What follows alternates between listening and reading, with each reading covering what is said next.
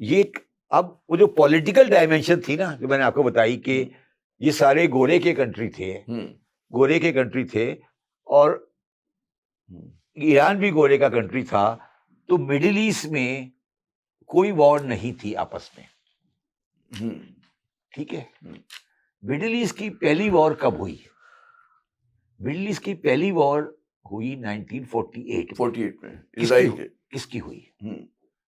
Middle asset کی پہلی وار ہوئی ایجپٹ کی اور اسرائیل کی.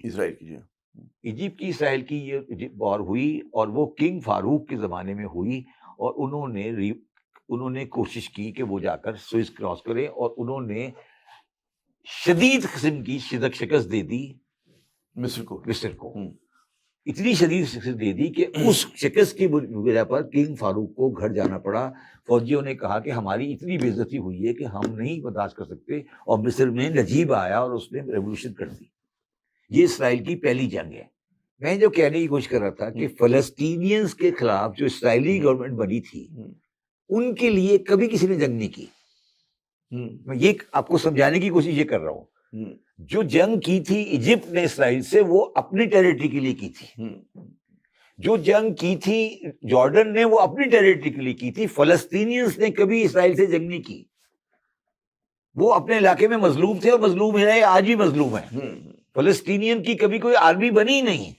ماسوائے کے بعد میں گوریلا وارفیئر کرتے رہے، وہ چارے لگے رہے. کبھی پی ایل او بنا لی، انہوں نے کچھ بنا لیا، حماس بنا لی، PLF بنایا، وہ چلے گئے. وہ بیچارے اپنے اس علاقے میں ان کے اوپر ایک ایگریشن ہوئی، وہ اپنی جگہ پر واپس آ گئے. ٹھیک ہے.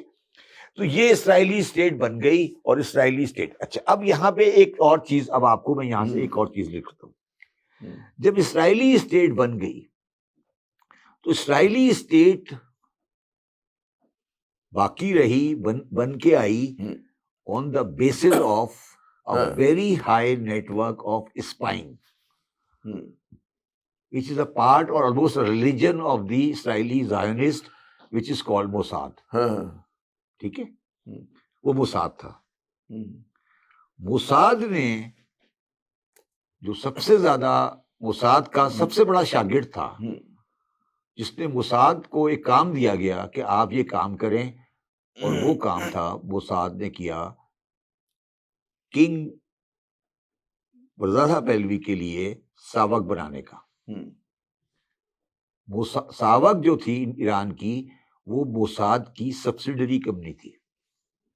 اچھا، اس پہ کوئی ڈسپیوٹ نہیں ہے. اچھا، میں ساوک کے بارے میں مجھے پتہ ہے، بڑی لیتھل قسم کی انٹیلیجنس ایجنسی ہوتی تھی، بڑا ایران کے زمانے میں. ساوک جو تھی وہ under the direct training and the control of Mossad ہوتی تھی. اچھا، ٹھیک ہے. اور اسرائیل اس وقت سعودی عربیہ کی بہت زیادہ پولیٹیکل امپورٹنس نہیں تھی، تو امریکہ کے دو اس علاقے میں ٹاؤٹ ہوتے تھے، ایک اسرائیل اور ایک ایران. ٹھیک ہے. اور وہ دونوں انڈر موساد کام کرتے تھے اور CIA کام کرتے تھے.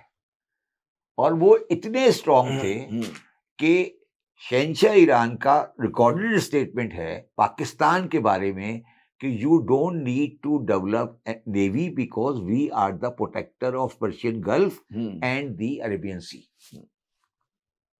اور آج جو پاکستان کی نیوی تھوڑی ہلکی نظر آتی ہے، اس کی وجہ یہ ہے کہ شہنشاہ ایران نے ہمیں نیوی کی گارنٹی دی ہوئی تھی. یہ موساد کی اور اس کی یہ تھی گارنٹی تھی. یہ ساری کہانی اپنے طور پہ چل رہی تھی. فلسطین کی کہانی الگ کہانی ہے. فلسطین کے ساتھ زیادتی ہو رہی تھی، ان کو مار رہے تھے. اس کہانی کا ایک الگ ڈائمینشن ہے. اور وہ سینگ پھنسائے ہوئے تھے بعض ہمارے عرب ممالک نے 67 کی جنگ لڑی انہوں نے. وہ ان کے اپنے نیشنل ایشوز تھے. سینگ پھنسایا ہوتا وہ سینگ. اچھا، ان دونوں نے اگر آپ غور کریں سینگ انہوں نے سیدھے کر لیے. جارڈن کا بھی ایگریمنٹ ہو گیا اور وہ ایجپٹ کا بھی ایگریمنٹ. انہیں کوئی کنسرن نہیں ہے فلسطینیز کے ساتھ. نہیں ہے ایک اور ہوا نہیں ہے نا. ٹھیک ہے. اچھا، اب جو میں آپ سے بات کہنے چاہ رہا ہوں نا، وہ آپ اس کو غور کریں. جو اسرائیل ہے اس کا سوری اس کو آگے چلے. 1979 آ گیا. ہاں، کہ ایران میں انقلاب آ جاتا ہے. ایران میں انقلاب کیوں آیا, یہ آپ لوگ اگر سمجھ جائیں نا تو آپ کو آج کی جنگ سمجھ آ جائے گی.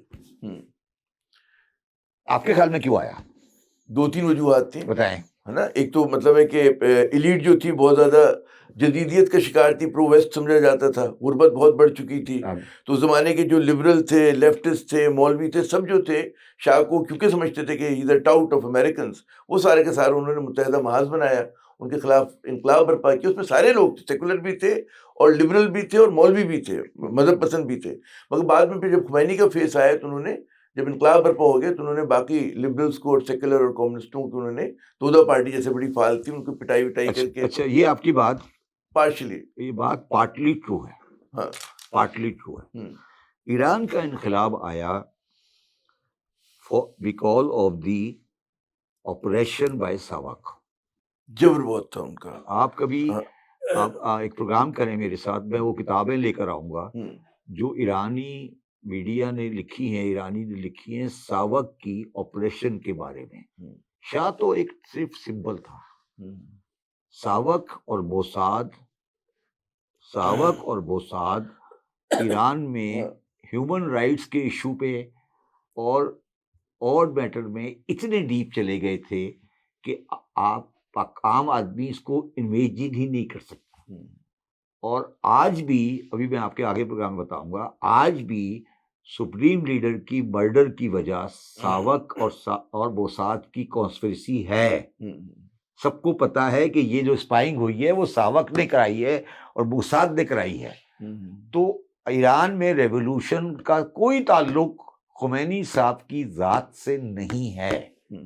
ساوک نے مروایا تھا علی شریعتی کو پیرس میں. علی شریعتی پیرس میں مردہ پائے گئے تھے.